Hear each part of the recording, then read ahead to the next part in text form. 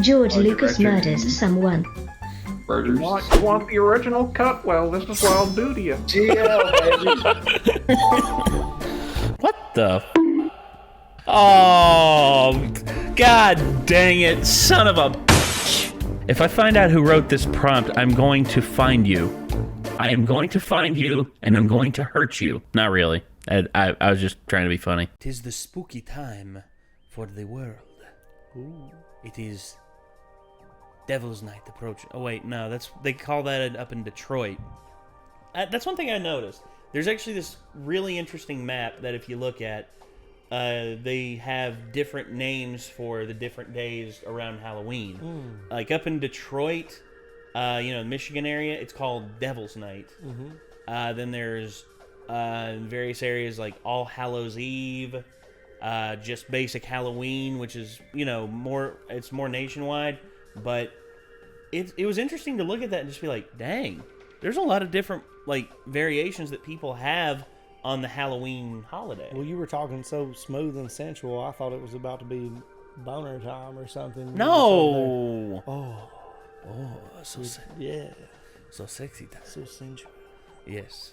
All that is missing is a little bit of oil for your back. I give you premium rub down. Sorry. Okay. But Mr. Nightmare has always been a common staple here on YouTube when it comes to releasing the spookiness. So we have here 8 unsolved mysteries that happened on Halloween. So Halloween, there's some weird stuff that happens. I remember a few years ago there was the clown thing. Remember the clowns that were going around and acting all like people dressed up as clowns and acting crazy and shit? Isn't there like a Hulu movie about it or something? Yeah. That's, again, and then of course, there's the Slender Man thing, which, around holidays, there's all sorts of different... That took a life of its own because it manifested itself into reality. Well, yeah, it became a real crime. These girls literally tried to, sacrifice their friend to, for Slender Man. And they failed, but they still. failed to kill her. She crawled to the damn road. Yeah. After being stabbed by her friends. Dude, what a fuck. Oh. It's messed up, dude. Yeah, but I used to make fun of that shit because my sister was super freaked out by it. By Slender Man? Yes, she was really creeped out by Slender Man, and I was just like... For me, I think the allure of it, for me, the most horrifying stuff to ever come out of... I know the games, a lot of people talk about the games. Yeah, 8 Pages is good. I think the second one that they made was also pretty good. Some fan-made games are pretty good. But the one that really got me was Marble Hornets. Marble Hornets was a full YouTube series back in like the early 2010s. And it went everywhere. There were multiple seasons. The protagonist switched multiple times because this guy would go missing and then someone else would pick up the investigation because he was his friend and he wanted to find out what happened to him. And then you find out, oh gosh, this happened to this guy. Wait, what's that? And then all of a sudden, you see the Slender Man in the distance, and then he gets closer and closer, and they try and get away. But the more, and then you find out there's a bunch of other stuff going on, and then it ended very, very open-ended. And I'm sad that it ended the way that it did because apparently the people who were the creative center of it, there's 4 guys that were the creative center. They've all foregone their separate ways now, and they never finished. They never finished the story, and I'm sad about that. But at the same time, I'm thankful that Marble Hornets exists, and it entertained me tremendously. And I'd love if I were to do a long form reaction series to Marble Hornets, I probably would. I probably would just to be damn, this part here was really good, or this part here was kind of cheesy, but I still liked it. And yeah, overall, man, there's some really good horror stuff out there, and Halloween. Creepypasta's great. Creepypastas are great, stuff. Dude. And I wonder if any of these on here are creepypastas.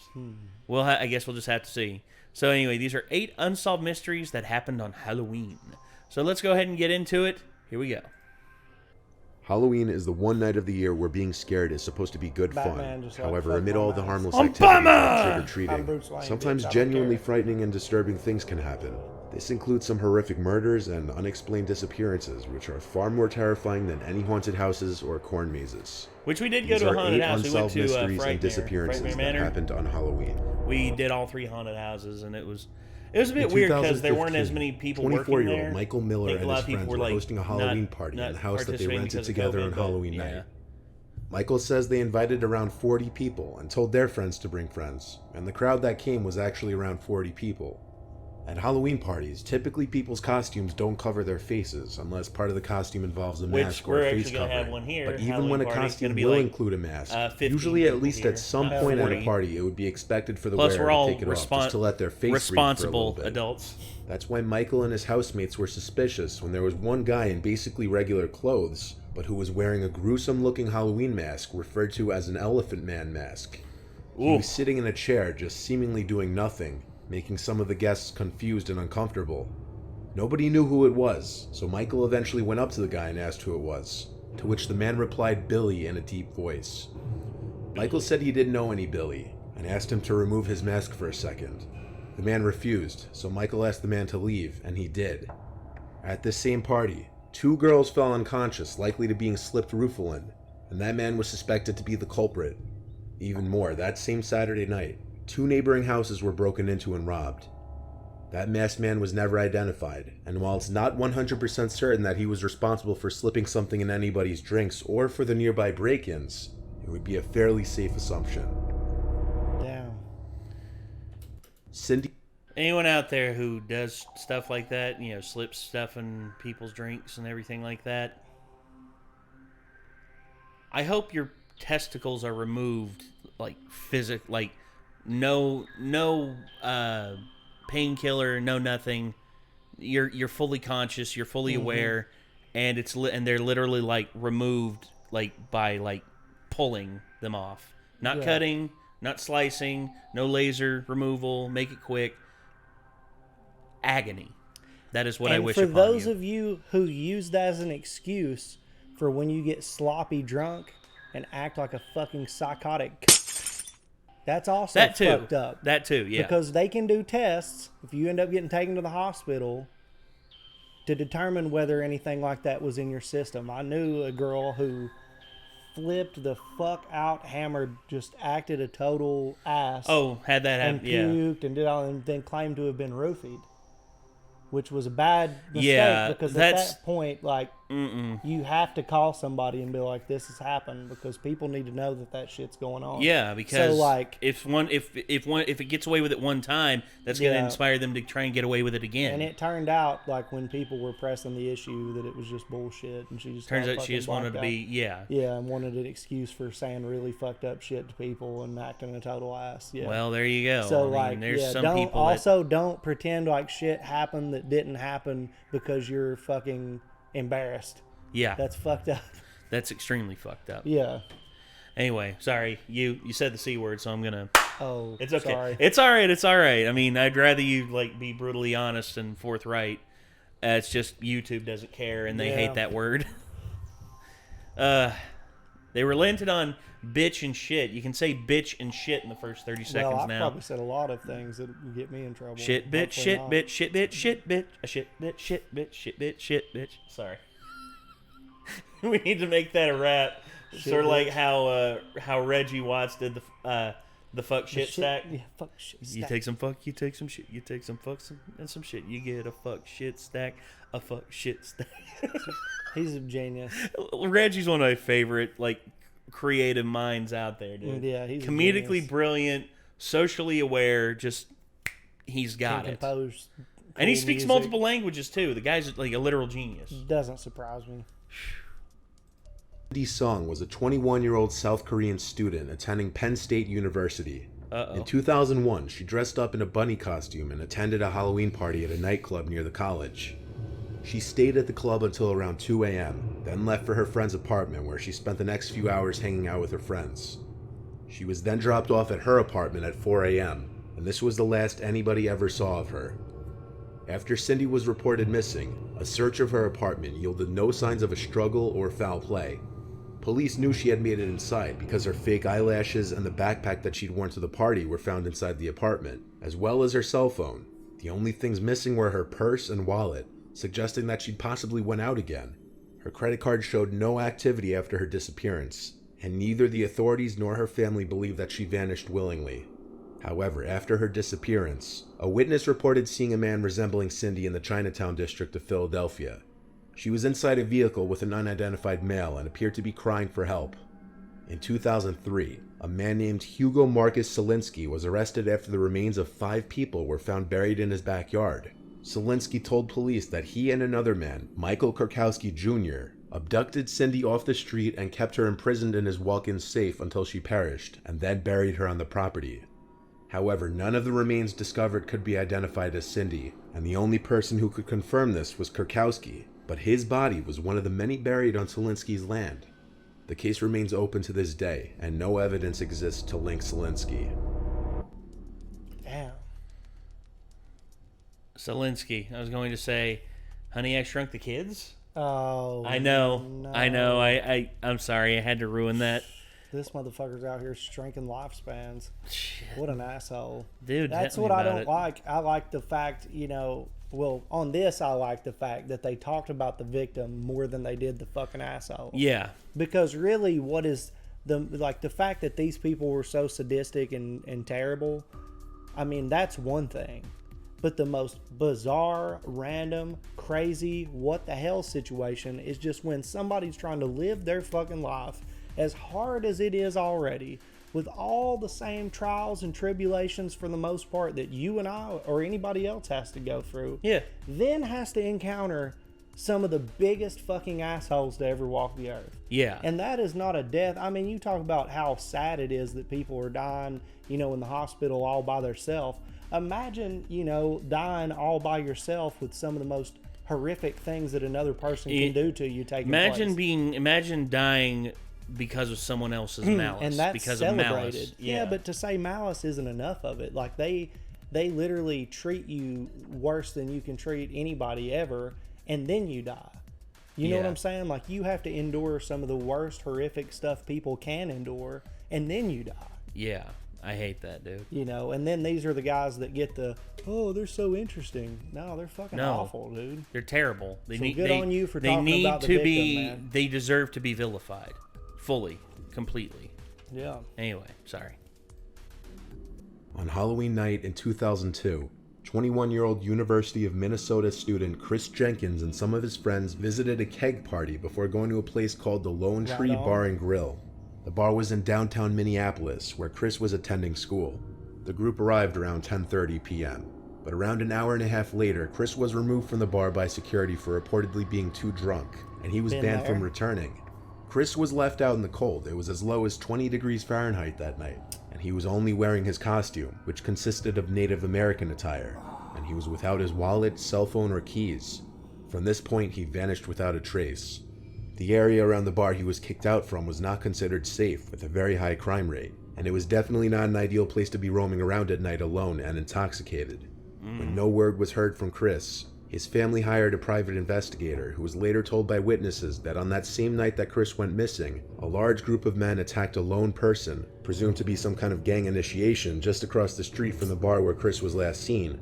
If that wasn't enough concerning news for the family, 2 scent tracking dogs on separate days picked up Chris's trail on the sidewalk where the attack was alleged to have taken place and followed it to the same spot inside the parking garage next door, where a few drops of blood and a single red feather were found. A feather that clearly belonged to the costume Chris was wearing. Strangely, that's where the trail ended.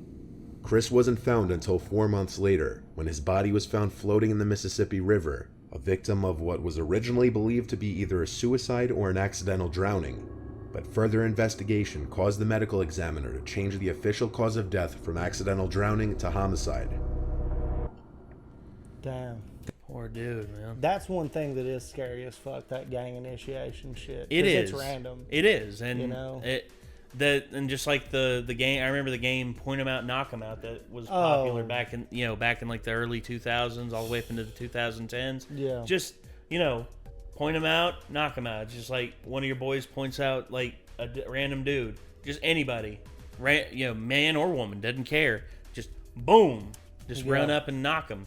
And if you knock them out, you get a point. And as stupid as it sounds, like it was just kids doing it, for a lot of people in the gang shit, that's a show of authority and loyalty. Yeah. Well, because I was going to say, if someone in the gang yells seniority and just like points and just like says, knock him out. Yeah, that's on. Like, what are you going to do? You going to like not follow orders? Because once you've committed a crime like that around them enough, then they've got so much weight on you that they know that you can't fucking shit on them. Exactly. And they're not going to rat on you. Yeah. Like, they're not going to rat on you because but now that's you'll the feel ultimate like that one. You take somebody out and you do that around the G's, then you're a made man with them. Basically, you kill someone. Yeah. Then they've got that on you. I remember. It's just like that. Oh, dude, it's just like that Immortal Technique song. Oh, Dance with the Devil. Yeah, that one. That one still gives me nightmares, dude. It's a fucked up song. Man. It is. It is. I mean, I remember listening to it. Just he's brilliant, but that song's brutal. Yeah, it's brutal as hell. Anyway, sorry. This one was sent to me back in 2015. In 2007, a 12-year-old boy named Bradley was trick-or-treating with a group of friends in Colorado. The boys who were with Bradley early on in the night said that they were just going along with their trick-or-treating when one of the boys picked up on the fact that Bradley was missing. They retraced their steps in an attempt to find him and disturbingly found his cowboy hat sitting by the curb. Bradley was dressed in a homemade cowboy costume that day. A little ways up the road, Bradley's bag of candy was found as well, spilled out onto the street, almost leaving a trail. That was the last of Bradley's possessions that were found by the boys that night. It's unknown how Bradley disappeared without anyone noticing, but the most likely explanation would have to be that Bradley at some point wandered off on his own, leaving him vulnerable to predators on their favorite night of the year. But the only thing that may take away some credibility of that possibility would be the fact that a week later, Bradley's mother found his glasses in the backyard. The strange part was that Bradley's friends all said he was wearing glasses the last time they saw him, indicating he may have went back home in between the period that he went missing. No information was followed up with since. What the fuck? Dude. 12. Gone. Just a whisper in the wind now, man. He's gone. That's just terrible. David Stone was a successful stock market analyst, making good money and a stable career, described by friends and family as a bright, sharp young man. However, a few days before Halloween of 1988, he left his home during a Halloween party when a heated argument with a party guest turned violent. This was strange because anyone close to him would say he's the least violent person they knew. A few people reported seeing David sitting next to his car on a highway, until he apparently set off on foot into the desert. He was spotted by witnesses several times that day, including a farmer who found him wandering around on his property severely underdressed for the cold weather. He was apparently muttering something about being in search of the beast before vanishing for good. He was last seen on Halloween Day. His car was found on November 5th off the same highway. Search teams headed north from the location of the car and found 2 pyramids made out of rocks and surrounded by a triangle, with David's Rolex lying next to one of them. 3 miles further north, they found a Fibonacci sequence, which is a number pattern used in stock analysis, etched into the soil. Bloodhounds were able to track David's scent along the highway 13 miles north from where his car was abandoned, but the trail went cold. He just went fucking His crazy, family found a riddle-like note inside his vehicle that read, "They think the word is in the safe. 6 knives in Rob's room. Use buy your tea and use take your chances, Halloween." Use buy your teas and take your chances is a play on an old saying about stocks and gambling. And in the New Age movement, having 6 knives in your house would mean a regretful yet necessary rite of passage. 2 hikers found David Stone's remains in the desert in 1992, 4 years after he went missing. Shit. Despite having no idea what caused his erratic behavior or how and why he died, there was no sign of any foul play. Sounds like mental illness to me. Sounds that way to me too, man, because that's just the thing. Fucking broke under a high pressure job. Well, yeah, that's the thing. Like someone once told me about how schizophrenia can just like manifest sometimes. Like the older you get, the more chemical imbalance happens in your brain, and it can cause bouts of schizophrenia. And plus, if it happens while you're already under a high pressure scenario, you will go mad. Yeah. And that's, I think, what happened here. The dude just... Well, that message just sounds like something a schizophrenic person would say. Yes, it does. It sounds like something it's who jargled nonsense. You know? Yeah, it's all over the place. Yeah. Sad. It is, man. In 1981, a Manhattan couple named Ronald Sisman and Elizabeth Platzman were murdered in their Greenwich Village apartment in the late hours of the night. The two were brutally beaten before being shot in the head, and the apartment was completely ransacked. Sisman, the boyfriend, was allegedly involved in drugs, so it was initially thought that that may have been a possible motive for the killings. Maybe. However, the case took a bizarre turn when a prison informant claimed that one of his fellow inmates had somehow predicted the crimes weeks before it actually happened. That inmate was the son of Sam killer David Berkowitz, an American serial killer who pleaded guilty to 8 shootings that began in New York in 1976. There's even speculation that Berkowitz was involved with a satanic cult and didn't commit all those murders on his own. I've seen a bunch According of to the about informant, that. I have Berkowitz too. You see, it's very easy to, point one person as a scapegoat and just say, yeah, we got him. That's it. Don't ask any more questions. Bro, they do that all the time, I feel and I the hate it. same way about John Wayne Gacy. Yes. There was a whole bunch of shit with him, the whole child ring and all that Oh, stuff. same thing with the Atlanta murders, dude. Wayne. Oh, exactly. Yeah, Wayne. Yeah, like, dude, John Wayne Gacy. This. Mm-hmm. I mean, there's a lot of sometimes these groups get together and they basically just decide, hey, let's commit acts of violence, and then Well, whenever one gets caught, that person often claims all of it as his own. That's just like Lucas Lee, or not Lucas Lee, but I forget his name. But his name is one of his names is Lucas, but he at one point was the most prolific known serial killer in American history. Mm-hmm. But are you talking about like the smile face killer? No. Henry Lee Lucas. That was his name. Henry Lee Lucas, in terms of body count, at one point they attributed over, I think, 300 deaths to him. Jesus. Yeah. Henry Lee Lucas. I think, the guy, he lied about a bunch of it. Yes. And, 3 confirmed, 8 disputed, claimed hundreds. And here's the thing. He basically admitted all this, and then, but I think a lot of it has to do with, there's a lot of it that, he claimed, but I think some of them he did have involvement in. Yes. And I think there's a lot there that was not fully investigated, and when the Texas Rangers and the U.S. Marshals basically did their investigation and said, "Yep, he committed all of them. There you go. Don't ask any more questions." That's the thing. These law organizations hate when their books stack up. They hate it when their books stack up whenever unsolved mysteries happen and all that. But you have to be thorough. You have to be, because the very moment you let something slip through the cracks and you let it keep working. Yeah. Exactly. It never stops. Mm-hmm. Told him that his alleged cult was planning to break into an apartment in Greenwich Village on Halloween night and perform a ritual murder by shooting a couple in the head before ransacking the place to remove incriminating evidence. This description matched exactly what went down in their apartment. When questioned, Berkowitz claimed that Ronald Sisman possessed snuff footage of one of the Son of Sam shootings and was planning to hand it over to the authorities to avoid some drug charges. But to this day, no evidence was found to support Berkowitz's claims. Therefore, no one knows if the murders of Ronald and Elizabeth had anything to do with the Son of Sam case. That's weird. It was Halloween night of 1996 when 40-year-old Veronica Safranski of Argyle, Minnesota went missing. Veronica attended a Halloween costume party with a friend at Mick's Bar and Grill in Warren, Minnesota a few nights before Halloween. Veronica's friend was unable to locate her inside the bar around midnight. However, witnesses told authorities that Veronica was seen with a man named Kevin Skirvin leaving the bar together. They left the venue in his black pickup truck with Oregon license plates. This was the last moment Veronica was seen.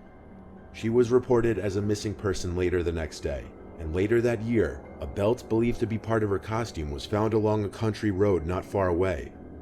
An extensive search of the area didn't yield any evidence as to where she could be. Kevin Skirvin, the man she was seen leaving the bar with, had a history of sexual assault convictions, and he admitted to departing Mick's Bar and Grill with Veronica, but claimed that he did not know what happened to her afterwards. He had never been charged in connection with her disappearance. Authorities have said that there are many wooded areas in Marshall County where Veronica's remains could be easily concealed. In fact, at the start of each hunting season, the sheriff asks local hunters to be on the lookout when traversing the wooded lands, as her body has still yet to be located. Her case remains unsolved. Damn, dude. On Halloween in 1955, Marilyn DeMond took her 2-year-old son Stephen and 7-month-old daughter Pamela to a bakery in East Meadow, New York.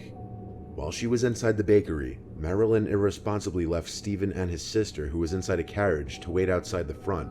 When she left the bakery 10 minutes later, she was mortified to discover that both Stephen and the carriage were gone.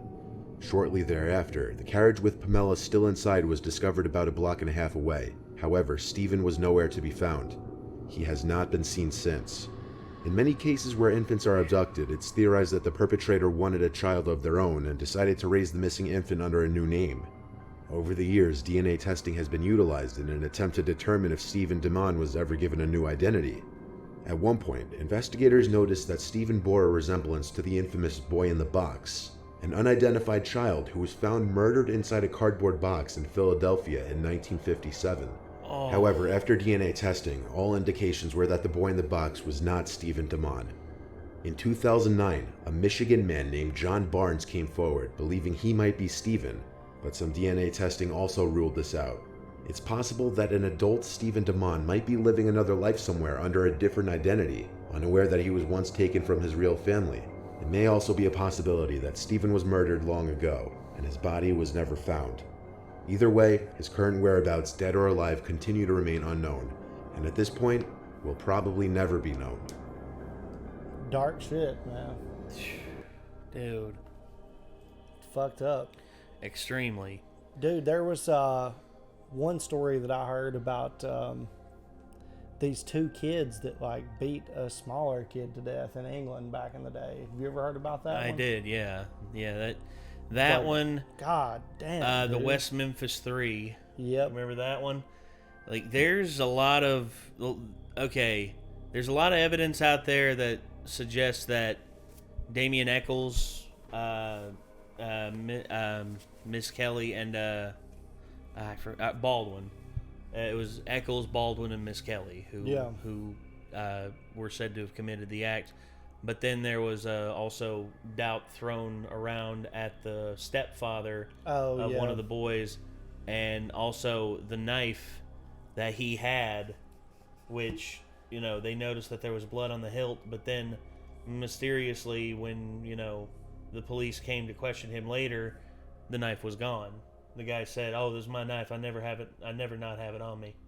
And conspicuously it was gone. Mm-hmm. And then they concluded eventually with DNA evidence and everything like that Baldwin, Eccles, and Miss Kelly were actually like guiltless. Yeah. And then they refused to pardon them. They instead had to sign what's called an Alford plea. An Alford plea, basically you admit to it, but you're not really admitting to it, and you're set free. Right. You are personally saying you're not guilty, but officially saying that you are. Yeah. Which is so fucking stupid. It's stupid. It's so dumb, dude. I hate that. It's so dumb. Like, just admit that y'all made a mistake years ago. Right. And give these boys severance. But the thing with the kids in England is that they were kids, and they did it for sure, without a doubt. Yeah. And they took a small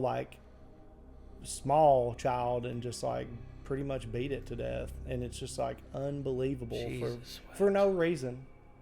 For no reason, they just did. But during evidently that time period, it was like really, really rough, and they were just like fucking street kids, Yeah, and well, there was an incident that happened. It was a bunch of boys got a hold of some old bullets from like their dad's from like one of their dad's pistols, and sat them on the train tracks.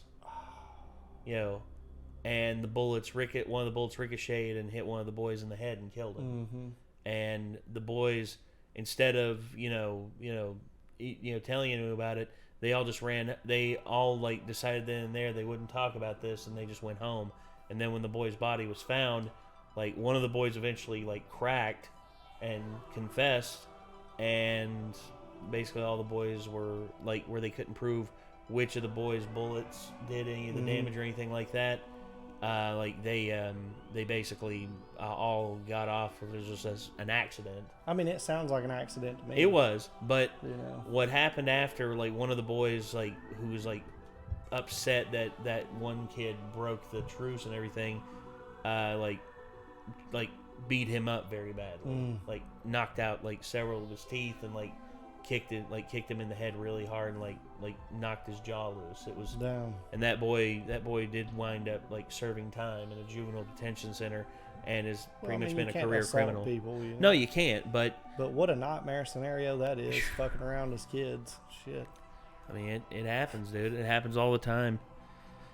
But anyway, all right. That was 8 stories, 8 unsolved mysteries that happened on Halloween by Mr. Nightmare. If y'all want to see more from Mr. Nightmare, click his name in the title of the video. And if you want to see more from us, be sure to click that like button, ring that bell to stay notified, hit subscribe. And until next time, I'm Nate. I'm Chad. We'll see you, everybody. Peace out.